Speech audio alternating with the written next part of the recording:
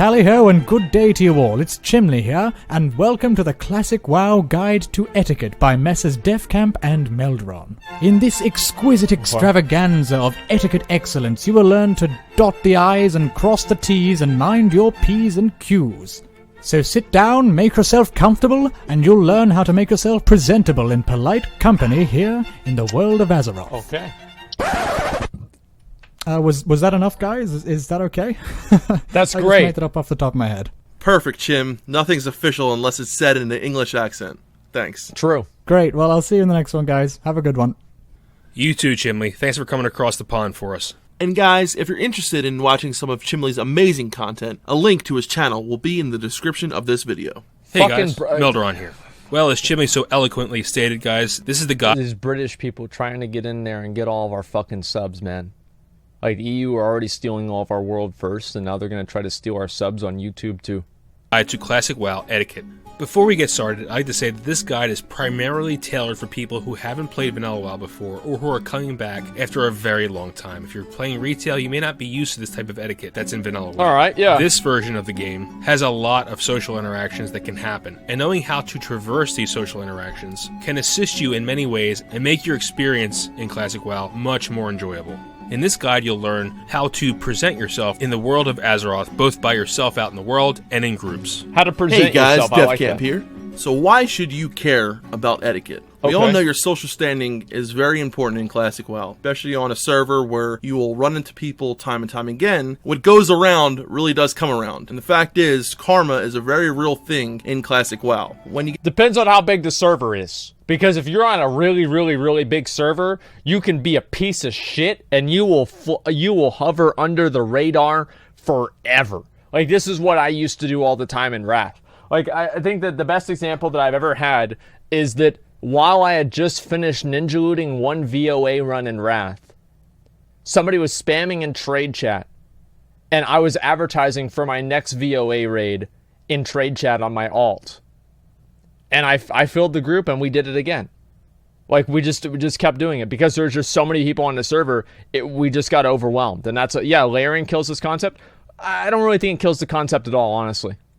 get invited to groups or guilds and raids, people are going to remember you. They're going to say, hey, this guy helped me out before, or True. he ninja'd something from me. And having a positive social standing can really go a long way. So if you find yourself being a helpful person, I think that's most true. likely people will think of you when they want to buy goods or services, get enchants. Also, it makes a very lasting impression on people. It builds trust. There are a lot of examples that we can choose from, whether it's helping someone on the I road agree with this. or just being nice in a group. Trust me, it will come around to you in the end. So we can think about etiquette, or talk about etiquette, in two major game modes. There's two major game modes of Vanilla WoW. You could be soloing out in the world, or you're in groups. So let's first go over etiquette when you're soloing out in the world by yourself. Okay, first thing you want to know is you wait for... Alright, imagine this, right? You have like a hunter or like a mage next to you, and he's casting like a pyroblast or like a big ability. You want to use your thrown weapon and hit that mob right before the pyroblast hits it, right? And that way you tag the mob, but the pyroblast does more damage, so the mage has to kill your mob. And then you sit there and you don't even help him assist you killing his mob, right? Your mob, I mean. And you just sit there watching him while he's trying to run away and try to maybe de-aggro the mob. And then he'll finally kill the mob, you loot the mob, and then you just do it again. Like, I used to do that all the time. So one thing I'm very fond of, especially while playing my priest, is buffing a passerby. It's a great way to say hello, and it's also a great way to help a fellow adventurer. Another good point is, if you buff them, there's a good chance they're going to buff you back. That's true. true. And I know for those of you who don't have any buffs, sometimes a wave does a trick, or just a friendly hello. It's very helpful to buff someone, because you don't know if that stam buff you give them can end up being the difference between life and death. So it's a great way to just make new friends and also help someone along the way. In Classic WoW, there are many quests that require you to kill quest NPCs. And this may be a single quest NPC or different types of quest NPCs. Now, unlike in Retail WoW, in Classic WoW, only one person can tag a mob, unless you're in a group. So for example, the quest Hogger will require you to kill Hogger and loot his paw. Not only is he pretty hard to do by yourself, but other people are going to need that quest item as well. So you can invite others if you know you have to kill something that requires you to loot it. This will not only help you kill the NPC, but it will help others get the quest done as well. It's customary if you're going to invite someone to a group to ask them before you invite them. They may not know what you're inviting them for. Just Man, it's like if you have two people sitting in front of a respawn and somebody invites you to a group and you ask them why, you were dumb as fuck. Like, you were dumb. Like, I never tell somebody really, unless if I'm doing a quest, I just invite them. And I'm like, bro, you know what's up. I know what's up. Let's get it done. Come on, let's do it, boys. And we just go in there. It's like, imagine standing in front of Hogger's respawn. You invite somebody to a group and they ask, what's this for? Man, I'd probably kick them out. Ask them, hey, are you killing Hogger? And if they say yes, ask them if they want to be in a group. And if you see someone questing in an area where you know you need to get a quest NPC or a certain item and they're clearing all the mobs around them, don't just run up and tag the mob that you want. Invite them to a group because they did all the time and effort in clearing that area, and you know they were trying to kill that mob as well. So don't be that guy who just runs up after someone cleared an entire area and tag a mob. Also, there are many elite areas in Vanilla WoW. These are areas that have elite monsters that usually are tied to some quest. These quests will require you to be in a group. So it's customary, if you're in that group and you're clearing that area, to wait your turn, if there is a group ahead of you. There's only X amount of mobs that are going to spawn, and if a group's ahead of you, you should really give them the chance to clear that area before you start with your group. Also, some of these are in PvP areas, and if you're a PvP server, you might want to protect those players if they're getting ganked by the opposing faction. This builds trust and camaraderie within your faction. Also, if you're a farming class like a mage, you may not want to farm in areas that have high volume or have quest NPCs in them. If you're killing all these... No, guys, listen, everybody does this. Like, you guys might want to act like you're not going to do it, but whenever you're actually in the game, it's beneficial for you to do this, right? And be polite with people, because you might need that person to help you with a dungeon or help you with a quest later on whenever you see them, and you don't want that person to think, man, that was that dickhead that fucked me, 2 days ago with this quest mob, because then they're not going to help you. Like, it's actually a good idea, right? If you're acting purely in self-interest, it is a good idea to go out of your way to try to help people whenever you can, right? And obviously, like, there's a little bit of trolling that goes on, but for the most part, I think that, this is pretty reasonable. Won't happen with layering. You don't know how layering works if you think that. You're dumb. NPCs off, other people can't complete the quest. So just think of others when you're doing social that. currency, and finally, exactly. If you notice you're in an area where you're waiting for that NPC to respawn and there are many other players standing around also waiting for the same thing to respawn, don't just try to tag that mob yourself. Invite others into the group so you guys can get it done as a team.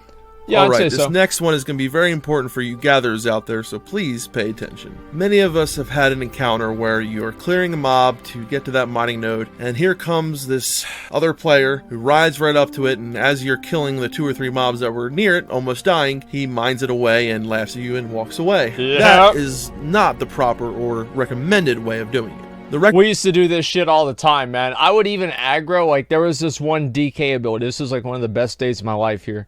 There's this DK ability. It was like an unholy pestilence that a DK would put on themselves, right? Yeah, I see the baldy, okay? I fucking see it. Relax, guys. I get it. All right, look at the... okay, all right. Oh, come on. Yeah. Okay. Okay, like, I get it, all right? Epic gamer moment. Yeah, it was. And so a DK had applied the pestilence, the debuff, and I was on not Stranglethorn, Sholazar Basin, and I pulled a tiger on top of the pestilence. The tiger then aggroed the DK instead of me, and then the DK had to kill the tiger while I mined his node.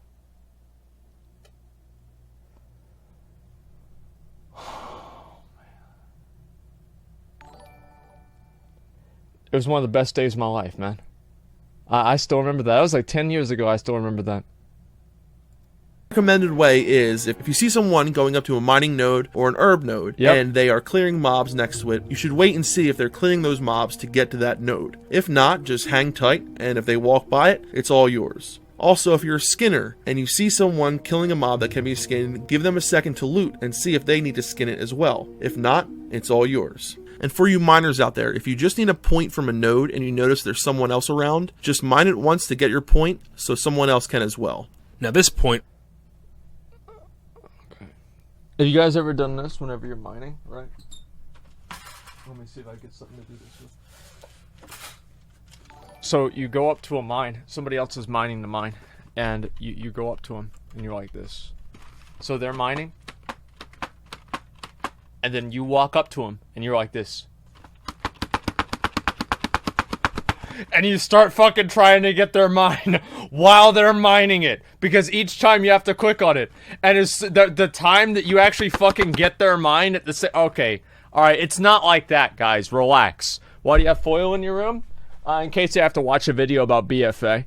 That's why fucking SJW. It's not SJW at all. Like, these are very important things that people need to know. You can't just do it once because of layering. Well, no, there's nothing to do with it again. Because like other people are gonna be in the same layer anyway. It's the same thing. But like in general, like I like, this is true. And whenever I'm playing the game and I'm not like being an asshole, and if you're on like a smaller server, this is really important for you to do.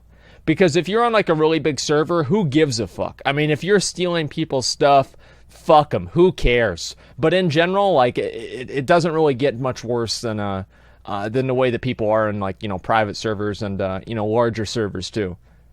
Don't get the mine, don't get loot before the GY leaves. What do you mean by that? Everything is SJW. Well, people say things are SJW. Like, the people that complain about like everything being SJW are just as retarded as the people that are complaining about everything being racist, right? It's like, imagine you have a coin, and it's two sides of the same coin, okay? Like, I mean, I don't need to make an analogy here, okay? It's the same fucking people. They're both just fucking morons. Only really becomes relevant if you're on a PvP server. So if you're on a PvP server, you're going to get ganked, people are going to get ganked, you're going to see people die all the time. And it's important, if you see someone in your faction getting ganked, try to lend a hand if you can. It really helps. You know how many thanks I've gotten personally when I stop someone from ganking another player. It really builds faction pride and can be a way of getting to know someone. Also, if you're getting ganked and someone assists you, don't run away. That actually happens a lot. Help the person who's helping you so you guys can kill that opposing faction player together. If you're a class that can resurrect, if you see someone die to a mob or another player, it's really nice to just resurrect them so they don't have to corpse walk all the way over to their body again. Really nice thing to do. If you're dueling and you beat someone in a duel, it's customary to say good duel, and if you're a healing class, throw them a heal, or even bandage them to get them to high health sooner. Not only is it I only say good duel if I win, because if I don't win, it wasn't a good duel. A nice thing to do, but you can start your next duel a little bit quicker. For those of you who have professions where you could craft or provide services, remember to provide fair prices, because it means you'll be asked again. And also, if you have a friendly attitude, it really helps to build rapport with people and also create new friendships. It's very nice to tip anyone who offers a service such as lockpicking, portals, or summons, especially for portals because they're not free and they do cost a little bit. And it's also very nice to give friends or guildies a bit of a discount on what you can make, because chances are they can help you in return. Alright guys, this is really just a catch-all. Basically what we're trying to say here is that you should assist others that are in need. If someone needs help finding where a quest is, give them a hand trying to find out where it is if you have the knowledge of that quest. If someone has questions about their spec or their class, there'll be a lot of new players come back to Classic WoW. If you are a place of knowledge, share that knowledge freely. You can. That's actually, this happened a lot in current WoW, and no, I don't want to run lols. This did. I even know where it's the 3 fucking orcs from behind the tree at Red Ridge Mountains. Like, I know exactly who these fucking orcs are. They would just run you down and kill them.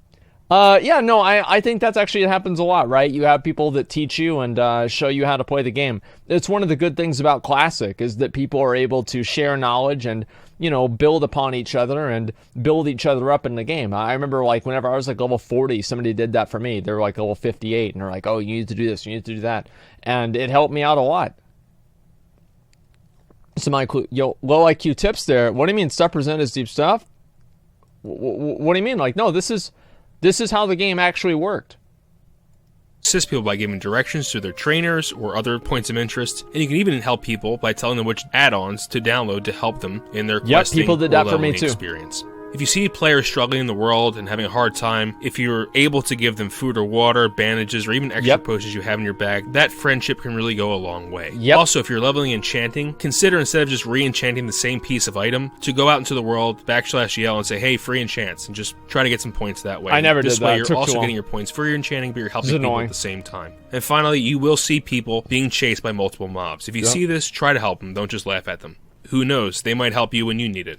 Okay, we've covered etiquette while you're solo in the world. Now let's cover etiquette while you're grouping. Before we get into the actual etiquette, I think it's really good to spend a little bit of time understanding how to form groups and some of the abbreviations that'll be thrown around in vanilla WoW.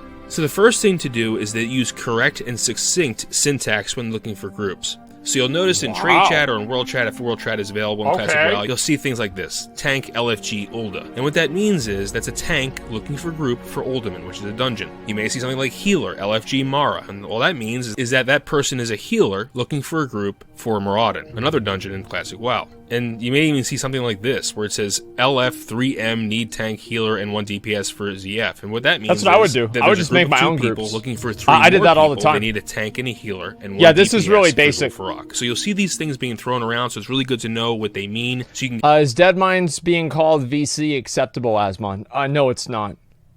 If anybody does that in my guild, I'm going to G-kick them. Deadmines is called DM. VC is there's nothing. VC is voice chat. Yeah, they're just getting G-kicked for saying VC. Get into groups quickly. Now, if you're a sole DPS, so for many of you, you'll be a sole DPS class, you can't really do any other role. It's going to be really hard if you just type into World or Trade Chat, Hunter looking for group, because there's many other DPS waiting that are available out there, and you are just one other one. Yep. Instead, try to initiate the group yourself. So type in LFM, be a self-starter, and DPS for RFD. So that means looking for more, need a tank, heals, like make and your DPS own business. For RFD. This is much more attractive, showing that you're showing initiative, building the group, or that maybe there's other people in the group as well. And when people join, they're just happy that they'll be in the group. So I find this is a much easier way to form groups if you are a sole DPS. Okay. On the right, guys, are a bunch of different abbreviations. I won't go through them all, but pause the video if you want to peruse these on your own time. On the top are all the dungeon and raid abbreviations, in the blue boxes, and in the orange box are a bunch of different abbreviations you'll see thrown around all the time. I didn't know what LFG meant whenever I first started playing WoW, and I started asking people, but nobody would tell me because they thought I was trolling. Like, I just started the game. They're like, yeah, get the fuck out of here. Yeah, I had no idea. Why does everybody keep saying LFG? What the fuck is that? This before you jump into Classic WoW so you know what people are trying to say to you. Now to move on to the loot rules of Classic WoW. Now remember, guys, need rolls always beat greed rolls. If you need an item, make sure you know that you're clicking on the correct button. Need looks like 2 dice, and greed looks like a couple of coins. A couple of gold coins, in fact. Yep. And you should only need on an item if it is an actual upgrade that you can use. You should be...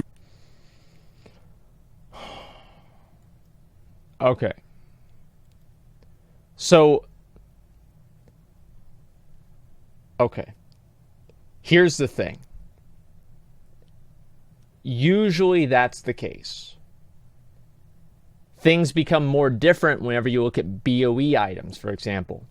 Always need roll on BOE items. You need gold. Everybody... And also, like, this is actually a 200 IQ. All right, you guys don't understand this. If everybody needs, nobody needs. And that way there can never be an instance of ninja looting that could occur. Because everybody officially obviously wants the gold from a BOE item. This is what my old guild used to do. Because there were so many ninjas in my old guild. And my old guild was so toxic that every single item that dropped that wasn't BOP was need rolled by every single member in the entire group. Because nobody could trust anybody else to hit greed. Rolling for the role that you are in the dungeon. So if you're a healer, you should be rolling on healing gear, not DPS gear, unless no one else needs that. That used to be a thing. Also, you want to let people know if you're rolling on a BOE that drops, which is a bind on equip item. And you should equip it as a sign of good faith, so they know you're not just needing on it to put into the auction house. So if a high selling item drops in the dungeon, ask before needing on it. Because usually everyone will need on it unless someone actually needs it for an upgrade or for something such as profession, recipe. If you plan on reserving an item in a dungeon, you must tell the others before or while forming the group. You don't want to get to... We tell them while we're killing the boss, right? You guys remember this? Those are called surprise reserves. You know, some people like to call that a ninja looting, but we just call that a surprise reserve. Where and then also it was one random reserve, which was like AKA one random Deathbringer's WoW reserve in ICC. That's called being a dick. Oh yes, reserve. Like those are the best things about like classic WoW. Is like all the stupid ass fucking selfish bullshit people would do in the game. I feel like if you weren't able to do that kind of stuff, the game wouldn't even be nearly as good as it was. Like, being able to just, like, have these, like, people doing these, like, terrible things, it's like, that's what makes the game special in my mind. Surprise, Master Looter. Hey, guys, you have to put it on Master Looter for this boss because the chest is bugged. Okay, man. Yeah. A boss and see that it was changed to Master Loot because you know that something's up. Someone is probably going to try to take an item. And finally, guys, I want to say this, actually, as a tip to you guys, because people don't know this. If you ever join a group and the group leader has Master Looter on, you know what's going to happen, bro. Like, I mean, you know what's going to happen. Like, especially if it's like a 5-man. Like, just leave the group. Like, if anybody ever has Master, just leave the group. Because you know you're just going to get your shit stolen. I mean, there's no reason even to think about anything else happening. You should not be able to change and raid. I think that you should be able to. I mean, like, no, it's not make a bunch of fucking rules. What if they put it on right before the poll? Then you just wipe the raid. And you tell everybody, you're like, yo, look at this piece of shit doing this. Like, I used to try and do that too. And, like, most people wouldn't even notice. Because what I would do is that the change would happen in the chat channel. So I would spam a macro that would fill up the chat channel while I changed it to Master Loot so nobody would know. Ninja loot. It is something that in the end will hurt you rather than help you. Because people will remember that you are a ninja and will not invite you to groups in the future. Can't be okay, a bad guys, boy. you will inevitably come across chests and mining or herb nodes while in a dungeon. And if you notice a chest, do not run over and try to open it. The first thing you're going to do is tell everyone there is a chest and tell them to roll on it. And you're going to type in /roll into your chat, and you will roll from 1 to 100. The winner of that gets the chest and gets to retrieve the loot. It's also very... I don't agree with that. Like, to me, like, the way that I do it is I just run in there and, like, whoever gets the chest gets the chest. I mean, they just get the chest. And, like, I don't even really think about it or worry about it. It's like, okay, some guy's gonna loot the chest. Now, if you're going off on your own and, like, looting the chest while everybody else is there and, like, fighting the mobs, yeah, that's kind of a cock move, right? But for the most part, it's not a big deal. And if it's a locked chest, in my mind, a locked chest, all of the items go to the person that unlocks the chest. Right, even if it's a rogue and they're just using their lockpicking skill. Because that person is the reason why you're getting the items, and because they're the sole reason that you're getting the items should be given to that individual, right? It's just what makes sense. Yeah, I think that's pretty fair. Just so the rogue can clear the dungeon himself? Well, no, but he can open the chest himself, right? And there's only the rogue that can open the chest. And also it's like open world, etc. I don't think that you should, that rogues or like blacksmiths or whatever that use the keys should have to share the items. Very nice. Instead of keeping the loot, say a green item drops, and say you're a rogue and a cloth healing piece drops, just ask if anyone else can use it. And if somebody does want it, give it to them. If 2 people want it, have them both roll on it. Also, you'll come across locked chests, which can only be opened by blacksmiths or rogues. Right. In that case, you should really let the blacksmith or rogue keep what's inside the chest, unless you guys have determined something beforehand. Okay, you could say, there rogue, can you open this up? Any green items in there, can you let us know? Maybe we can roll on it. Finally, if there are other miners, skinners, or herbalists in your groups, you guys should take turns getting those reagents or those nodes. So if there's a mining node that pops up and there's 2 miners in there, you guys should go back and forth and take turns, or maybe even roll on it. You guys can decide what you want to do in your own group setting. We had this happen. Like, this was like back in, it was either Maradon or Underbog, right? In like BC. I forgot which one it was. And this guy kept stealing, I think he was stealing all of the sanguine hibiscus. And there were 2 guys that were trying to go for him. And one guy kept clicking on the sanguine hibiscus, where the other guy was just like trying to fucking get all the loot. Kill the mobs, right? And eventually the guy that killed all the mobs, because he wasn't getting enough hibiscus, he left the fucking group. And he hearthed out. He had just had enough because the other guy had stolen all of his fucking plants. This happened. Yeah, it still happens. Yeah, I know. It's so funny.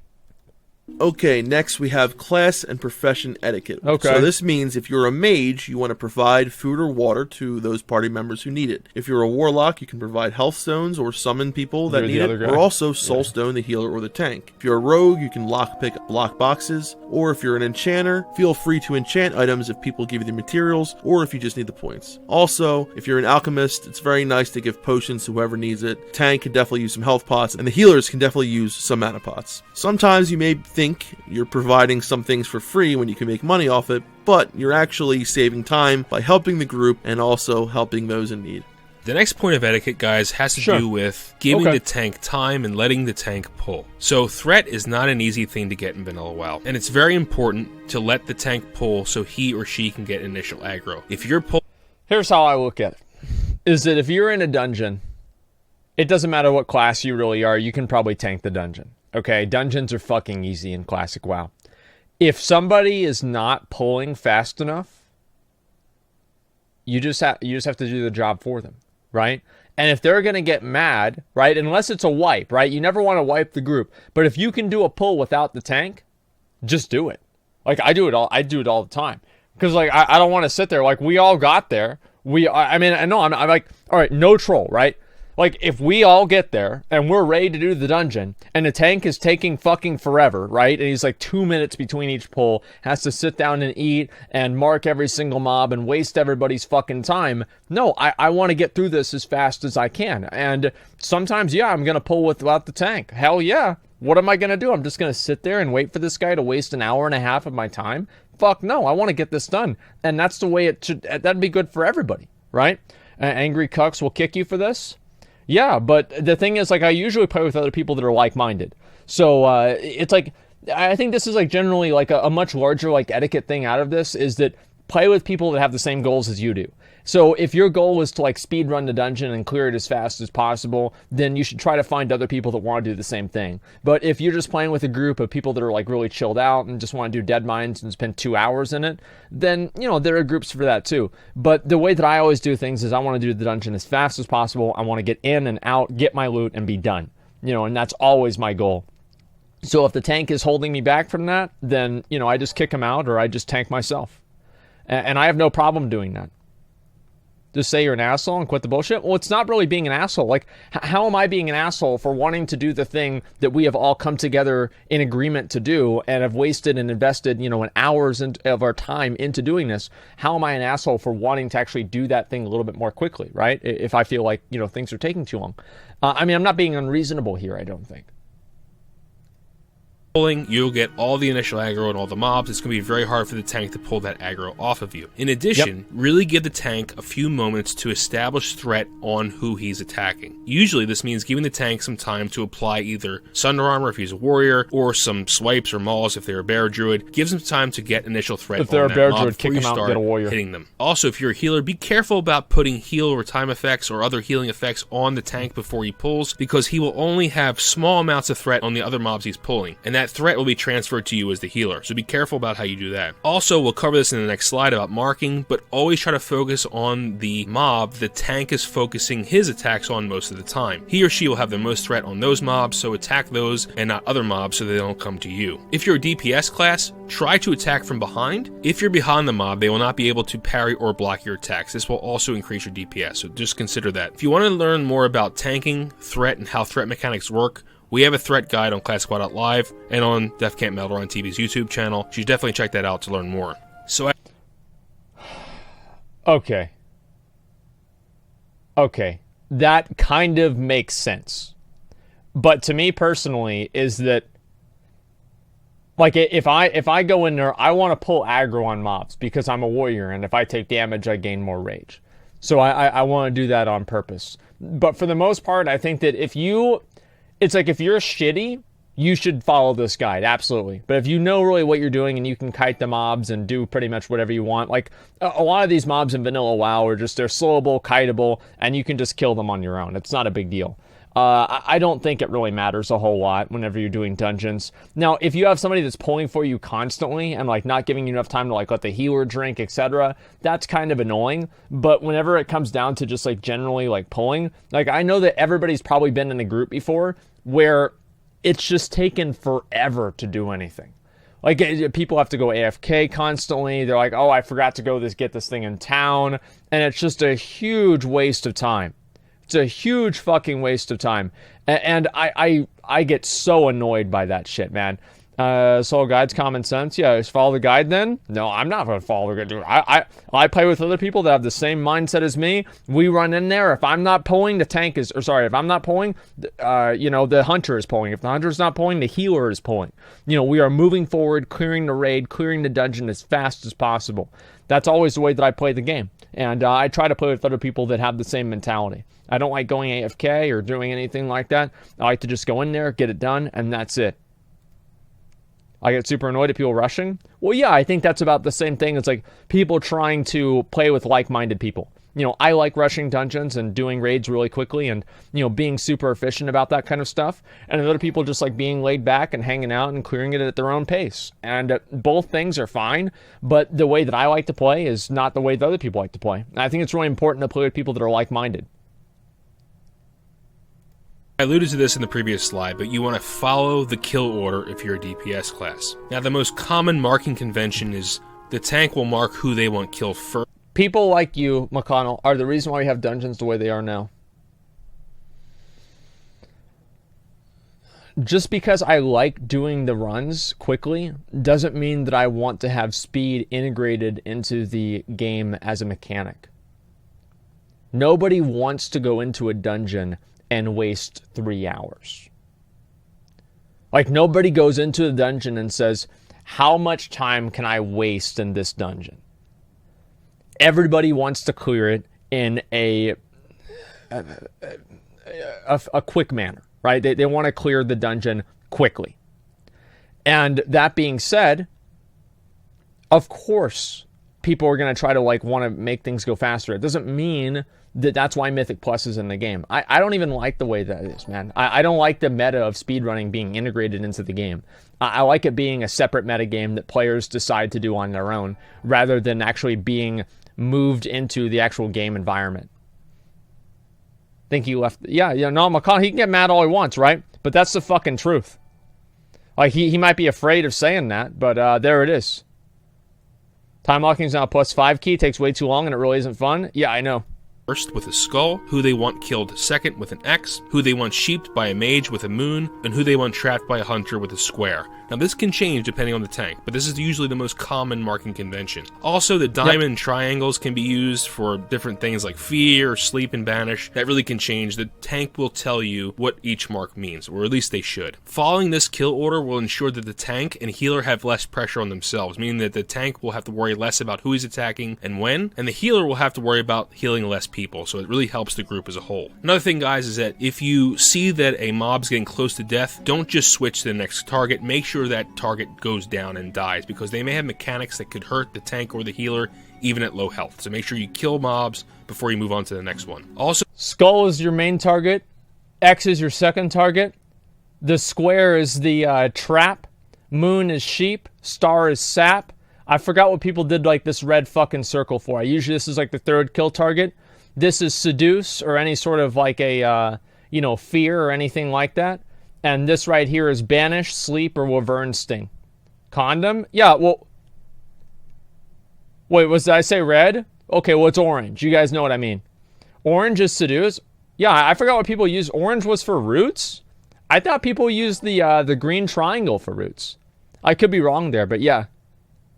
The tank will try to LOS pull a lot of pulls because they have ranged attacks. The tank will shoot them with a bow or a gun and then walk behind a wall. Don't attack the mob until it comes across the wall into the tank's melee range. If he's trying to LOS, don't screw up that LOS mechanic. Yep. Alright, let's talk about assisting your healer. Now, healing works a lot differently in Classic than it does in Retail. You will go which is out of mana, a lot more in Classic WoW than you will in Retail. That's very true. It's likely that you will do 1 or 2 pulls and have to drink. Now, if you're a tank, you should be looking at your healer's mana pool very often. This is the worst part. After pulls, when you're ready to pull, just make sure that healer has enough mana and is ready to go. Also, if you're a ranged DPS and you find yourself far away from your healer, you will not be able to be healed. So you want to make sure you stay in your healer's range. It's very customary to ask your healer if he is ready before pulling a boss or a large pull. You can just type in R with a question mark, and the healer will respond with an R if he is ready. If a healer gets It's aggro. I don't care if you're a tank or a DPS, regardless of your class, help him. It is very likely in everybody Classic puts WoW R in chat if they're ready. 1 or 2 hits That's how it would work. will kill your healer, or will make it very hard for your healer to cast any kind of heals. So if you see that the tank is busy and the healer pulls aggro, just go over there and help the healer any way you can. Also, if you're a healing class and you notice that the healer is having trouble keeping the tank up or someone else up, throw out a couple heals to help him. It really helps out a lot. Some don'ts, if you're other classes, such as a warlock, is don't life tap when the healer's busy or can barely keep the tank up. It's just added pressure that he doesn't need at that time. Yeah, if you're a mage, you don't want to Frost Nova or Ice Block near a healer because it's very likely that that mob will attack the healer. Yeah, I would say so. That's a bad idea. Any unnecessary damage that you can easily get away from. Let's talk about filling roles when you can. Doing things on the spot, or if it just happens to help out the group, do it. So if a tank dies, don't panic. Try to pick up the threat, especially if you're a class that's capable of doing so, such as druids, other warriors, paladins, shamans, hunters, or warlocks with your pets. Just try to pick up the aggro and move on, and then res the tank when you finish. If a healer dies, the same rule applies. If you're able to heal, heal. Help the healer out, then res him when you can. Now, I've always thought that was like the main fucking differentiator between like good players and great players, is that if you're a great player, you know whenever it's time to swap your role and do something different, right? So like if the healer goes down or the healer's out of mana and you start healing and you're like a paladin or a druid, that's always something that I see somebody do that and I'm like, okay, dude, this guy actually knows what the fuck he's doing. And it's the same with like tanking and being able to kite mobs, etc. It's like not playing basically like an NPC. And I don't know, that's always very much impressed me whenever I saw somebody who's able to do that effectively in the game.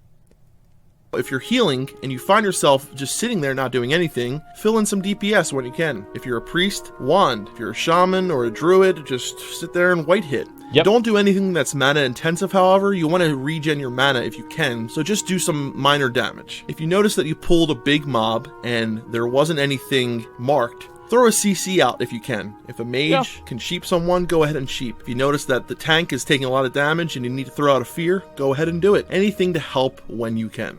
And last, but certainly not least, everyone, be patient and be kind. Dungeons and raids take a long time to complete. It's a huge time commitment. Don't leave after one wipe. This isn't retail WoW. You can't get into a group right away. It's a time investment. So if you are wiping, be patient, try to strategize, talk with each other, and try to get the dungeon done. Also, what the fuck are you gonna do? You're gonna spend another 30 minutes waiting for a healer? Another 30 minutes waiting for a tank? And then by the time you get a tank, then the other guy has to leave? Like, yeah, you have to sit there. Like, that's one of the things in Classic WoW, is that, like, even if you had a really bad group, you would grin and bear it because you had to fucking do it. Like, what else were you going to do? Like, if you went all the way over to Scarlet Monastery and you found out that your tank was a moron, too fucking bad. You're going to have to play with him anyway. And yeah, you can get somebody else, but is it worth it? Fuck no. You had to sit there and deal with it. And I don't know how many times I had somebody like that happen. Like, even whenever we were leveling at level fucking 40, like 30 to 40 in Scarlet Monastery, we had plenty of people that we joined, that we invited, and they were clowns. They were terrible. They had no fucking idea what they were doing. And I didn't kick them out because there was nobody that I could replace them with. And it's unfortunate, but there it is. You just said you'd leave if it's slow?